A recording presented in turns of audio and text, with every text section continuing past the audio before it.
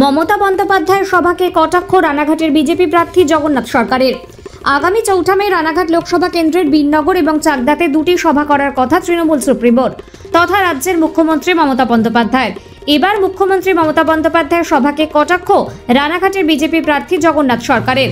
এদিন চাকদা বিধানসভার বিভিন্ন এলাকায় হুটখোলা গাড়িতে ভোট প্রচার করেন জগন্নাথ সরকার।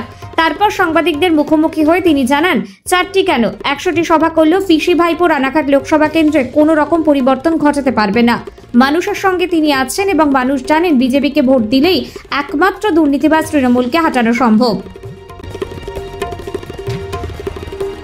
পরপর দুখানা সভা করবেন আগামী 4 মে মমতা বন্দ্যোপাধ্যায় মুকুটমণি অধিকারীর সমর্থনে, কি বলবেন?